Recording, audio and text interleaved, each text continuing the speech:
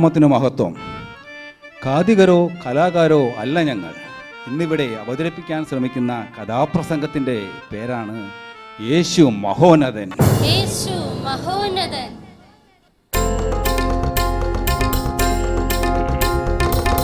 യേശു മഹോന്നതനെ, മഹോന്നതനെ വേഗം കാണാം, പ്രേമകാന്തനെ കാണാം.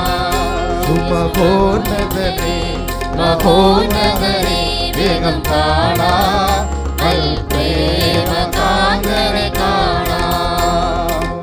ഈ സംഭവം നടക്കുന്നത് അമേരിക്കയിലാണോ? അല്ല. അങ്ങ് ആഫ്രിക്കയിലാണോ? അല്ല. അങ്ങ് ഉഗാണ്ടയിലാണോ?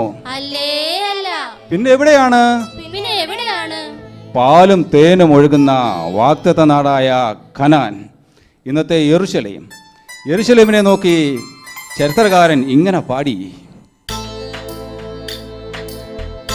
അമ്പയെരൂശലേം അമ്പരൻ കാഴ്ചയിൽ, അമ്പയെരൂശലേം അമ്പരൻ കാഴ്ചയിൽ, അമ്പരെ വരുന്ന നാൾ എന്തു മനോഹരം, അമ്പരെ വരുന്ന നാൾ എന്തു മനോഹരം. അതാ നോക്കൂ, അങ്ങനെയായി മനോഹരമായ ഒരു കൊച്ചു ഗ്രാമത്തിൽ നമ്മുടെ കഥാനായിക മറിയ, അവൾ എന്തോ ചിന്തിച്ചു കൊണ്ടിരിക്കുകയാണ്. അവളുടെ വിവാഹ ദിനമെന്ന് അടുത്തു. വരൻ ആരെന്നറിയണ്ടേ? തച്ചനായ യോസേഫ്. അവൾ യോസേഫിനെ കുറിച്ചുള്ള ചിന്തയിൽ മുഴുകി.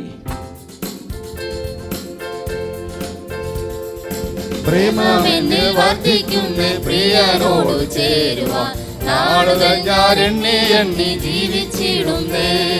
പ്രേമമെന്നിൽ വർദ്ധിക്കുന്ന പ്രിയനോട് ചേരുവാൻ നാളുകൾ ഞാൻ എണ്ണി എണ്ണി ജീവിച്ചിടുന്നേ. അവളിങ്ങനെ ചിന്തിച്ചുകൊണ്ടിരുന്നപ്പോൾ പെട്ടെന്നൊരു വിളി കേട്ടു. ഓ, അച്ചായനായിരിക്കും എന്ന് തിരിഞ്ഞു നോക്കിയ മറിയ ഞെട്ടി. അതാ സൂര്യനെ വെല്ലുന്ന ശോഭയോടെ ഇറങ്ങി നിൽക്കുന്നു നമ്മുടെ ഗബ്രിയേൽ ദൂതൻ.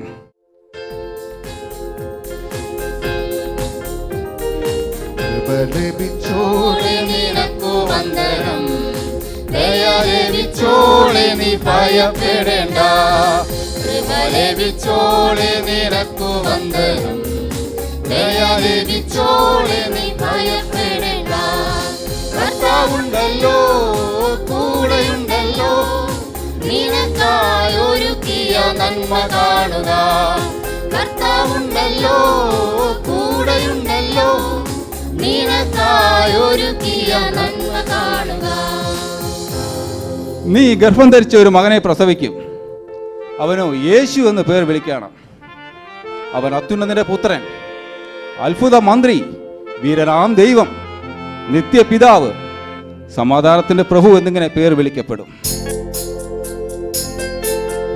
നിന്റെ ഹിതം പോലെ എന്നെ നിത്യം നടത്തിയിടണമേ.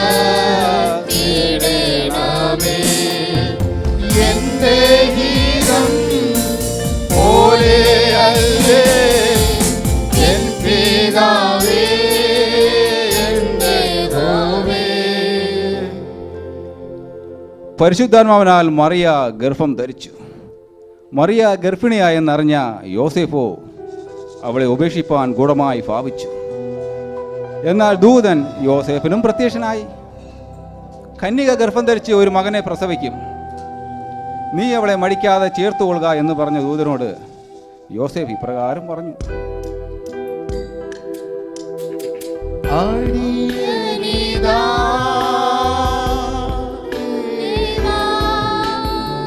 അടിയനിതാ ദേവാ, അടിയനിതാ ദേവാ, അടിയനിതാ. മറിയയും യോസേഫും ഒന്നിച്ച് യാത്രയായി. ഗർഭിണിയായ മറിയെ ഒരു കഴുതപ്പുറത്ത് കയറ്റി യാത്രാമധ്യേ അവർ ഇങ്ങനെ പാടി: കഴുതമേൽ കയറിയിടും പാട്ടോടെ യാത്രയ്ക്കായി, കഴുതമേൽ കയറിയിടും പാട്ടോടെ യാത്രയ്ക്കായി. യാത്രാമധ്യേ മറിയയ്ക്ക് പ്രസവ വേദന അനുഭവപ്പെട്ടു. അങ്ങനെ വഴിയമ്പലത്തിൽ എവിടെയോ ആ ദിവ്യ തേജസ്സിന് ജന്മം നൽകി. ശിശുവിനെ കാണാൻ വിദ്വാൻമാരും ആട്ടിടയന്മാരും എത്തി. കാലിത്തൊഴുത്തിൽ പിറന്നവനേ, കരുണ നിറഞ്ഞവനേ, കാലിത്തൊഴുത്തിൽ പിറന്നവനേ, കരുണ നിറഞ്ഞവനേ. പൈതൽ വളർന്നു, ജ്ഞാനം നിറഞ്ഞു, ആത്മാവിൽ ബലപ്പെട്ടു. അവൻ്റെ ശ്രുതി യെരുശലേമിലും യഹൂദയിലുമെല്ലാം പ്രസിദ്ധമായി. ദൈവരാജ്യം പ്രസംഗിച്ചും രോഗികളെ സൗഖ്യമാക്കി മരിച്ചവരെ ഉയർപ്പിച്ചും യേശുക്രിസ്തുവിനെ ജനമിങ്ങനെ വാഴ്ത്തി പാടി. കുരുടരിൻ കണ്ണുകൾ തുറക്കും, കാതു കേട്ടിടും ചെവിടത്തുമേ.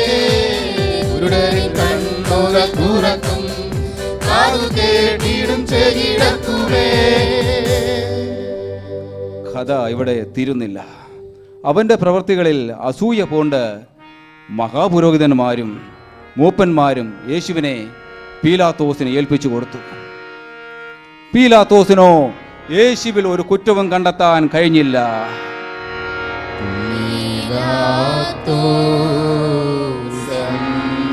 അവനോ വിലമതിച്ചു, കുരിശേൽപ്പിച്ചു.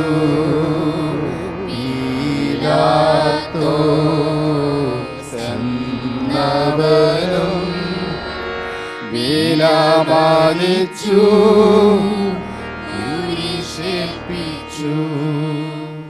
അങ്ങനെ ജനമെല്ലാം യേശുവിനെ തള്ളിപ്പറഞ്ഞു. പടയാളികൾ അവൻ്റെ തലയിൽ മുൾക്കിരീടം അണിയിച്ചു, അവനെ പരിഹസിച്ചു, അവൻ്റെ മുഖത്ത് തുപ്പി, അവൻ്റെ പുറം ഉഴവുചാൽ പോലെ കീറി, രക്തം ധാരധാരയായി വാർന്നൊഴുകി. അവസാന തുള്ളി രക്തവും നമുക്ക് വേണ്ടി ഊറ്റിത്തന്ന അരുമദാതൻ്റെ ആ കാൽവരിയിലെ മകൾ സ്നേഹത്തെ മറക്കാനാകുമോ? കണ്ടാലോ അറിയുകില്ല, ഉഴവുചാൽ പോൽ മുറിഞ്ഞിടുന്നു. കണ്ടാലോ ശോഭയില്ല, ചോരയാൽ നിറഞ്ഞൊഴുകിയിടുന്നു. യേശുവിനെ രണ്ട് കള്ളന്മാരുടെ നടുവിൽ ക്രൂശിച്ചു. എന്നാൽ മൂന്നാം നാൾ മരണത്തെയും പാതാളത്തെയും ജയിച്ച് ജയവീരനായി നമ്മുടെ കർത്താവ് ഉയർത്തെഴുന്നേറ്റു. ശിഷ്യന്മാർക്ക് പ്രത്യക്ഷനായി സ്വർഗാരോഹണം ചെയ്തു.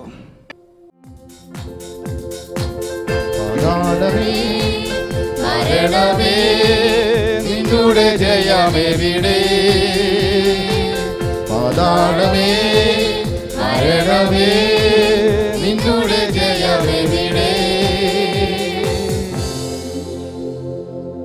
മാനവരാശിയുടെ പാപപരിഹാരത്തിനായി കാൽവരി ക്രൂശിൽ തന്നെത്താൻ ഏൽപ്പിച്ചു കൊടുത്ത കർത്താവ് തന്നിൽ വിശ്വസിച്ച് തൻ്റെ കൽപ്പനകളെ പ്രമാണിച്ച് വിശുദ്ധരായി ജീവിക്കുന്നവരെ ചേർപ്പാൻ വേഗത്തിൽ മടങ്ങി വരും. ആ വരവെങ്കിൽ ചേർക്കപ്പെടുവാൻ ദൈവം നമ്മെ ഓരോരുത്തരെയും ഒരുക്കുകയും സഹായിക്കുകയും ചെയ്യുമാറാകട്ടെ.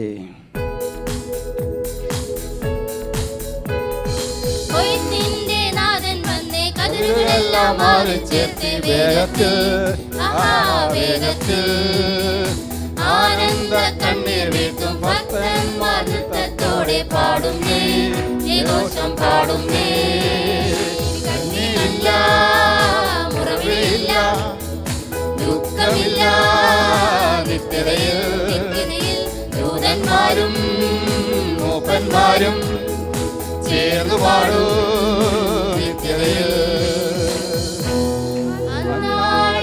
തള്ളപ്പെട്ട് നെഞ്ചം കീറി കണ്ണീർ വാർത്താൽ കാര്യമില്ല സോദരാ. അനുതാപത്തോടെ നീ പാപത്തിൻ വഴി മാറി